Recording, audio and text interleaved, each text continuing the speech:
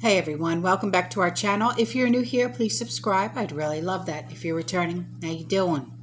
You know the drill. Grab your coffee, maybe a snack or two, and let's get into it, okay?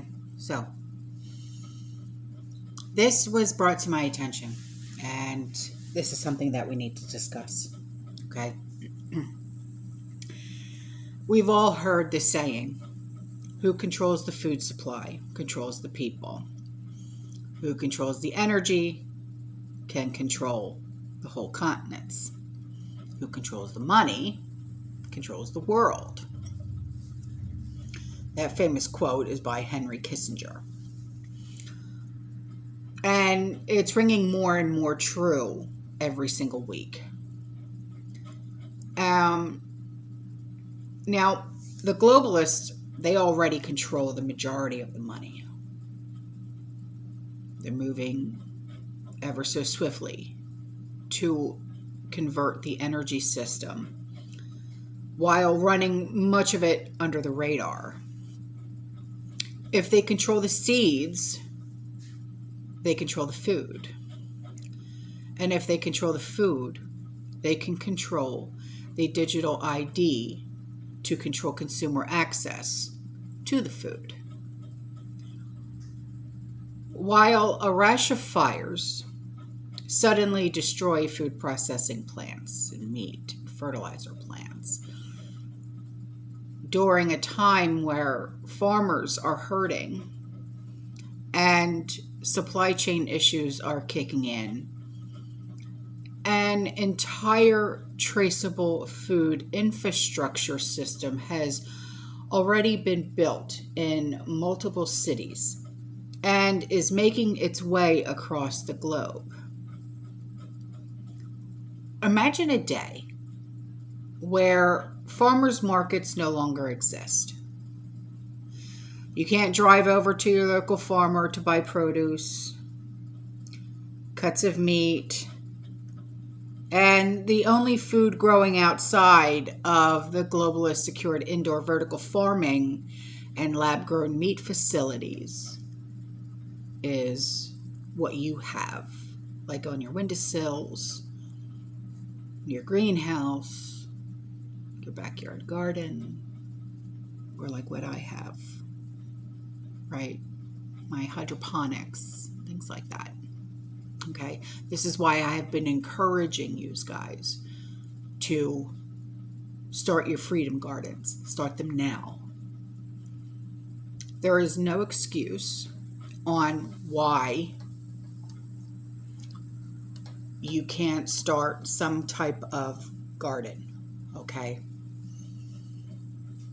I've shown you how you can start a garden regardless of where you live, what type of home you have. I garden inside my house, and I have a huge backyard. So there's no excuses anymore. The food industry is already monopolized by 10 companies. All right. And the majority of which include, and you've heard of these, Vanguard, BlackRock. Okay. The top shareholders. Now, what happens when they control all of the seeds, the produce, and the meat? What happens when produce and meat are all grown inside secured facilities after a gene splice or inside of a petri dish, and farmland becomes dormant due to overreaching regulations, lack of supplies, and manufactured inflation? What happens? I'll let you stew on that for a minute. Okay. Because in 2014, during the Obama administration, Congress established the Foundation for Food and Agricultural Research Act, or FFAR, through the Farm Bill, which ultimately created a nonprofit organization outside of the government with a $200 million kickoff from taxpayer dollars and additional millions in support from Billy Boy. All right. And U.S. Secretary Vilsack announced its creation on July 23, 2014, stating that there were appointing a 15-member board of directors, which unsurprisingly included Deputy Director Dr. Robert Horsch, and that's Horsch, of the Gates Foundation, and high-ranking employees from Cargill and the Aspen Institute. Okay, now I had given out the 47-page PDF document from Cargill. Okay, if you haven't received one of those, if you would like it, I still have it. So this new foundation would leverage the public, okay, and private resources to increase this scientific and technological research, innovation, and partnerships critical to boosting America's agricultural economy. Now, on April 2nd, 2019, the FFAR announced that they were launching Precision Indoor Plants, or PIP. It's a consortium, okay? It's a private-public partnership consisting of indoor growers, breeders, and genetic companies, including Arrow Farms, BASF, Benson Hill Biosystems, Fluence Bioengineering, Green Venus, Japan Plant Factory, and Priva. And their focus is on 5 key crops: lettuce, tomatoes, strawberries, cilantro, and blueberries.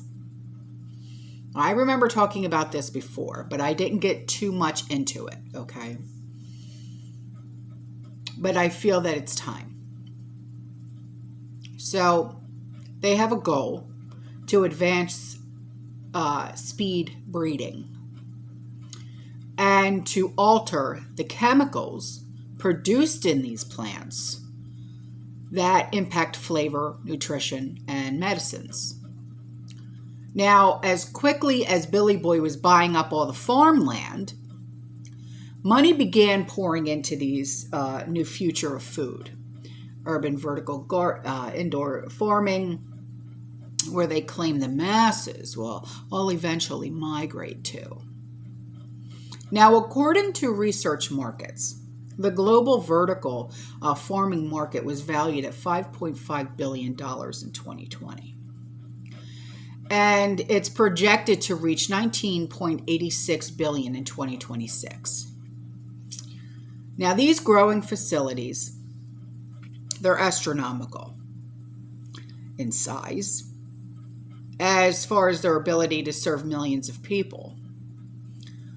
For example, Bowery, okay, and that's Bowery, Bowery Farming, they are in the process of building their newest smart facility in Arlington, just outside of Dallas, Texas. And it'll be capable of serving 16 million people within a 200-mile radius. Now, Billy Boy, he insists that droughts and climate change is destroying our ability to farm, and that the future will consist of populations moving into metropolitan cities where indoor vertical farming is necessary to feed people. Now, we know about the drought out on the West Coast, okay? Look at Lake Mead, okay? But I'm not the only one to think that this is all controlled. This weather is controlled, okay? They can control anything. It's called HAARP, okay? So, if this is the case, why has he acquired 242,000 acres of farmland over the past decade while simultaneously investing in indoor vertical farming? Who gets to sit at the table with healthy produce served up by Billy Boy, while the rest of the population eats gene-edited produce from lockdown facilities delivered to the grocery store and assessed only through digital ID? It's just a question. Meanwhile, the Consultative Group of International Agricultural Research, or CGIAR, holds the world's largest private seed banks, consisting of 10% of the worldwide germplasm, and that's one word, germplasm, across the globe, which is controlled by the Gates Foundation, Rockefeller, and Ford Foundations, and the World Bank, managing 768,576 accessions of hijacked farmers' seeds. Maybe that's why we can't find seeds anywhere. I don't know. So, once the future of food through vertical farming took root by August of 2020, Monsanto, Bayer, and Singapore's sovereign fund Temasek launched a $30 million startup called Unfold, which develops new vegetable seed varieties tailored to vertical farming. Now, if you were to look at pictures of this vertical farming, it kind of looks like just very, very large hydroponics made up by PVC pipes. That's what it looks like. And Bayer, they licensed the rights to seed germplasm from their vegetable portfolio. And by 2021, they leased a 12,000 square foot laboratory research building in Davis, California. But don't worry. Rather than genetically modifying and inserting a gene into the DNA strand, like how Monsanto operated, all right, they only intended to cut a gene, still modifying its DNA. Perhaps this can be done in an effective and beneficial way, but at the hands of those behind all the 2030 UN agendas. It gives one great pause, doesn't it? GMOs already account for 75 to 80% of the food Americans consume anyway. So there's already over 100 companies in the Sacramento area working on seed development. So it should come as no surprise that the University of California is developing a plant-based mRNA in the hopes that farms can grow edible vaccine lettuce. Yum. How's that salad taste? So, as with so many exciting projects such as this, the National Science Foundation granted $500,000 for this gem.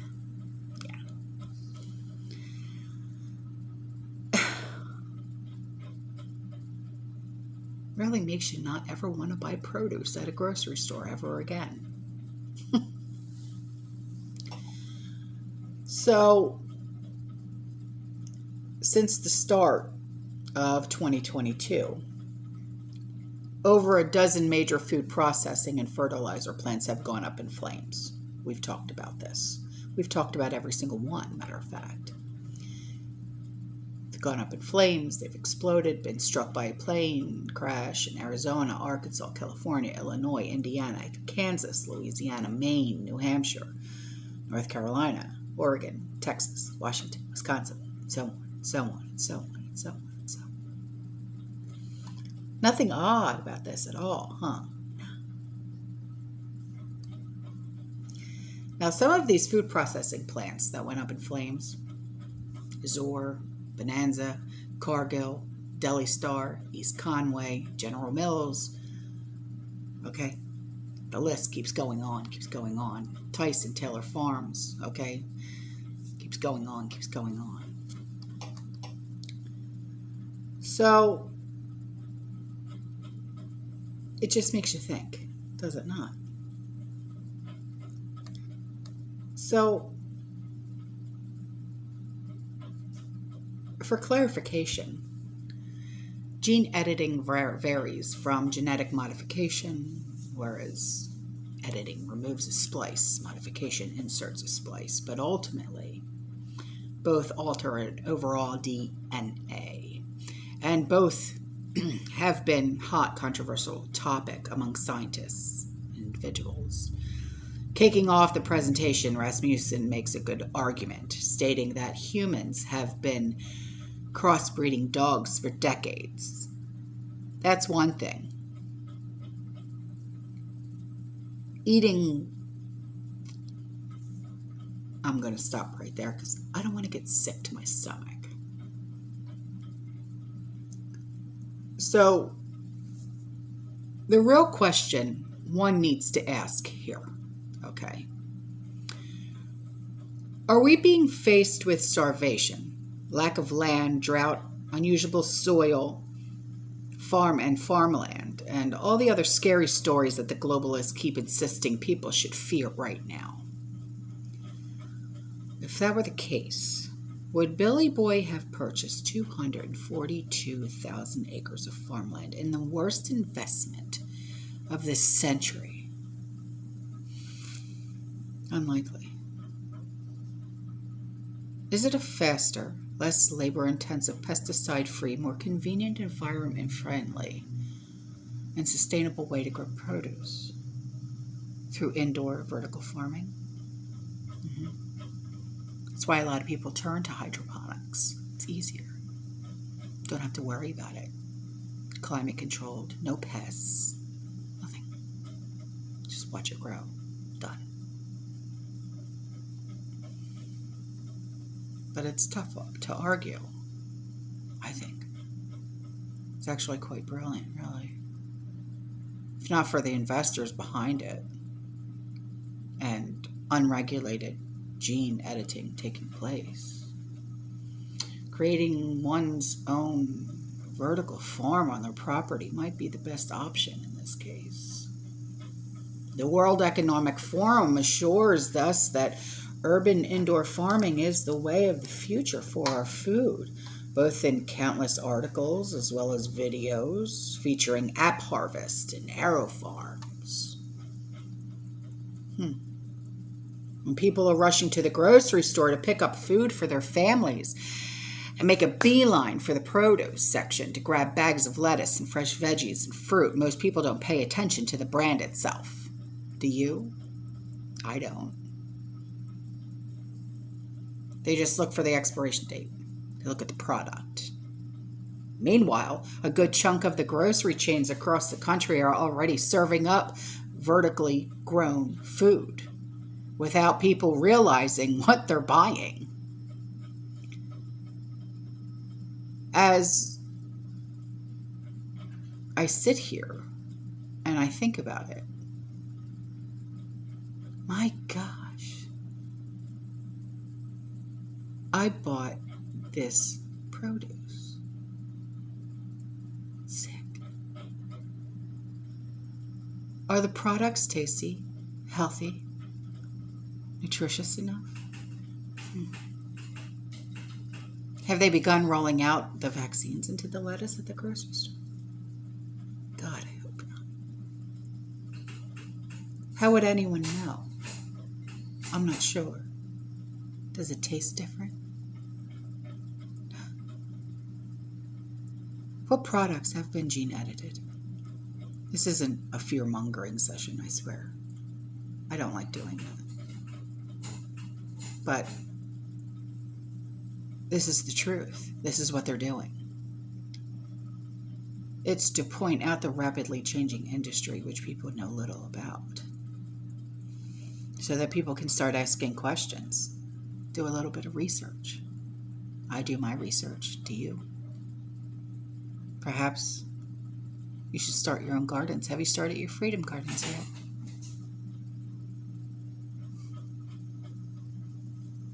Well, that's all for this video, guys. I love you. I'll see you in the next one. You stay safe, you stay positive, you keep prepping. And as always, fear less.